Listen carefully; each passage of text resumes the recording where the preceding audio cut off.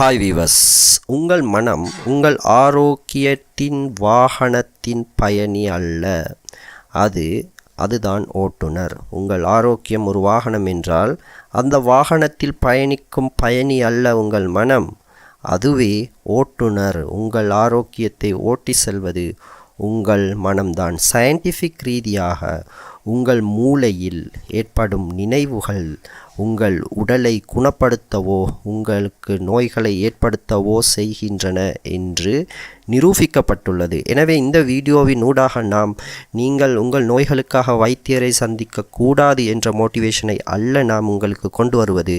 தாராளமாக உங்கள் நோய்களுக்காக மருந்து மாத்திரைகளை எடுக்கலாம், ஆனால் எப்பொழுதும் எனக்கு நோய் உள்ளது என்ற அந்த சிந்தனை இருக்கின்றதனே, அதனை தவிர்த்து கொள்வது நல்லது. அதனால் நீங்கள் மருந்து மாத்திரைகள் எடுப்பதனால் உங்கள் நோய்கள் மிகவும் சீக்கிரமாக குணமடையக்கூடும்.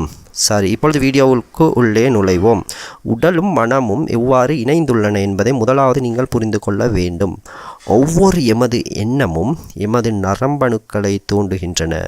மன அழுத்தம் என்பது எதனால் வருகிறது என்று தெரியுமா? எமது எண்ணத்தால். பெரும்பாலும் அது நரம்பணுக்களை தூண்டி கோர்ட்டிசோல் என்ற உடலை பலவீனப்படுத்தும், உடலை எங்சியஸாக வைத்திருக்கும், உடலை நோயுறச் செய்யும் ஒரு ஹோமோனை சுரக்கின்றது. அப்பொழுது நெகட்டிவான எண்ணங்கள் இருக்கும்போது இந்த ஹோமோன் சுரந்து கொண்டே இருக்கும். இது என்ன செய்யும் என்றால், எமக்கு அது எப்பொழுது நோய் உள்ளது என்ற எண்ணத்தை தோற்றுவித்து உண்மையிலேயே நோய்களை அது தோற்றுவிக்கவும் கூடும். ஆனால் நேர்மறையான எண்ணங்கள், அதாவது பாசிட்டிவான எண்ணங்கள் என்ன செய்யும் என்றால், டோபமைன் என்ற இயற்கையான ஒரு சந்தோஷமளிக்கும் ஒரு ஹோமோன் அல்லது நியூரோ டிரான்ஸ்மிட்டரை எமது உடலில் சுரக்கும். இது என்ன செய்யும் என்றால், எம்மை எப்பொழுதும் குதூகலமாக வைத்திருக்கும். நாம் குதூகலமாக ஃபீல் பண்ணுவதே பல நோய்களுக்கு எமக்கு மருந்தாக இருக்கும். ஆகவே எமது இயற்கை மருந்து இந்த டோபமைனாக இருக்கும், எமது மூளையாகத்தான் இருக்கும் என்பது வைத்திய ரீதியாகவும் மனோவியல் ரீதியாகவும் விஞ்ஞான ரீதியாகவும் நிரூபிக்கப்பட்ட உண்மை. தியானம், யோகா போன்றவை எமது மூளையில் பயங்கள், நீண்ட நாள் அச்சங்கள் என்பவற்றை எவ்வாறு கட்டுப்படுத்துகின்றன என்று பல ஆய்வுகள் நடைபெற்றுள்ளன. நீங்கள் எப்பொழுதும் உங்கள் உடல் எங்கோ வலித்து கொண்டே இருக்கின்றது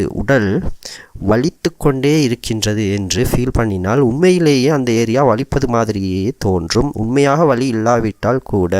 அது மாதிரிதான் உங்கள் உடல் வலிமையாக இருக்கின்றது, தசைகள் நன்றாக வளர்கின்றன, நான் வலிமையாகிக் கொண்டே வருகின்றேன் என்று எப்பொழுதும் நீங்கள் நினைத்து கொண்டிருந்தால் 35% உங்கள் தசைகள் நன்றாக வளர்கின்றன என்று மருத்துவம் சான்றளிக்கின்றது. எனவே இதிலிருந்து உங்கள் மனமே உங்கள் நோய்கள் பலவற்றிற்கு மருந்து என்பதை நீங்கள் அறிந்திருப்பீர்கள். இப்பொழுதோ மிக முக்கியமான 3 மனதின் ஆயுதங்களை, நோய்களை குணப்படுத்தும் ஆயுதங்களான மருந்துகளை பார்ப்போம். முதலாவது தான் அது நியூரோபிளாஸ்டிசிட்டி என்ற ஒரு முறையாகும். இந்த நியூரோபிளாஸ்டிசிட்டி என்பதில் எமது மூளை தன்னை மாற்றும் திறனை பெற்றிருக்கின்றது என்பதை குறிக்கின்றது. அதாவது நாம் எல்லா வாழ்க்கையில் எல்லா கர்மங்களுக்கும் நன்றி செலுத்துபவர்களாக இருக்கும் போது ஏனைய மனிதர்களுக்கு நாம் ஒவ்வொரு விடயத்திலும் நன்றி செலுத்துகிறோம், எமக்கு நாமே நன்றி செலுத்துகிறோம். இந்த முழு யூனிவர்ஸிற்கும் முழு சமூகத்திற்கும் எல்லாவற்றிற்கும் நாம் நன்றி செலுத்துகிறோம் என்ற மனநிலையில் நாம் இருக்கும்போது உங்கள் மூளை தன்னைத்தானே மிகவும் நெகிழ்வாக நியூரோபிளாஸ்டிசிட்டியாக மாற்றி அமைத்து மிகவும் ஹெல்த்தியாக உங்கள் உடலை மாற்ற அது வழிவகுக்கும் என்று இந்த முறை கூறுகின்றது. அடுத்தது தன்னுணர்வு என்றது. தன்னுணர்வுடன் சாப்பிடுதல் என்பதன் மூலம், ஆழமாக மூச்சு விடுதல் என்பதன் மூலம் உண்மையிலேயே உணவில் உள்ள ஊட்டச்சத்துக்கள் நன்றாக உடலுக்கு உறிஞ்சப்படுவதாகவும் அதனால் உடல் நன்றாக ஹெல்த்தியாக இருப்பதாகவும் ஆய்வுகள் கூறுகின்றன. எனவே உடல் வீங்குவதையும் உடலில் கட்டிகள் ஏற்படுவதையும் இந்த தன்னுணர்வுடன் உண்ணுதல் என்ற முறையானது உங்களுக்கு இல்லாமல் கொடுக்கின்றது, உங்களுக்கு நல்ல ஹெல்த் நிலையை கொண்டு வருகின்றது.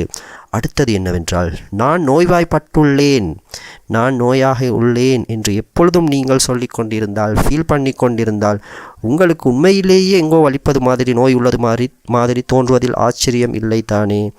நான் நோய்வாய்ப்பட்டுள்ளேன் என்று சொல்வதற்கு பதிலாக நான் குணமாக இருக்கின்றேன், நான் நன்றாக இருக்கின்றேன் என்று சொல்லி பாருங்கள். சொல்லி பார்ப்பது மட்டுமல்ல, சதா அதனை நினைத்து கொண்டே இருங்கள். நீங்கள் உண்மையாகவே குணமாகவே உணர்வீர்கள். இதற்காக நீங்கள் உங்களுக்கு உண்மையாக இருக்கும் நோய்களுக்கு வைத்தியரிடம் செல்லக்கூடாது என்று அர்த்தம் அல்ல. உங்களுக்கு டயபெட்டிக்ஸ் இருக்கலாம், இதய நோய் இருக்கலாம், வேறு ஏதாவது நோய் இருக்கலாம். அதற்கு நீங்கள் மருந்து மாத்திரைகளை கட்டாயம் எடுக்க வேண்டும், டாக்டரின் அட்வைஸ் படி கட்டாயம் நடக்க வேண்டும். ஆனால் அதற்காக எனக்கு நோய் உள்ளது என்று எப்பொழுது நினைத்து கொண்டிருப்பது தான் இங்கு கூடாது என்று சொல்ல வருகிறது. அதற்கு பதிலாக நான் குணமாகவே இருக்கிறேன் என்ற நினைப்பினை உங்களுள் உருவாக்குங்கள். அந்த நினைப்புடன் நீங்கள் மருந்து மாத்திரைகள் தாராளமாக எடுக்கலாம்.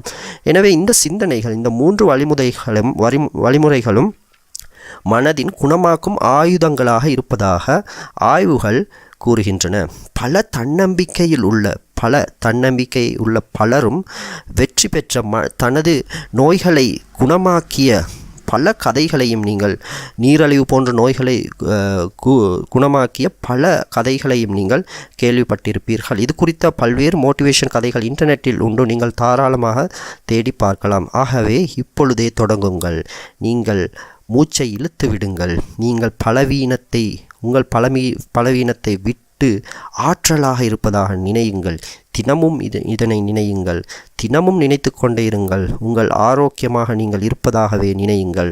உங்கள் மனமே உங்கள் சிறந்த மருத்துவர் ஆகும். ஆனால் இதற்காக மருந்துகளை எடுப்பதையோ மருத்துவரை சந்திப்பதையோ நீங்கள் தவிர்க்க தேவையில்லை. தாராளமாக அதனை செய்யலாம். அத்துடன் நீங்கள் ஆரோக்கியமாக இருப்பதாகவே ஃபீல் பண்ணி பாருங்கள். பல நோய்களுக்கும் தீர்வு கிடைக்கும். ஆகவே இது மாதிரியான சிறந்த உங்கள் வாழ்க்கைக்கு பிரயோசனமான மோட்டிவேஷன் வீடியோக்களுக்காக எம்முடன் தொடர்ந்தும் இணைந்திருங்கள்.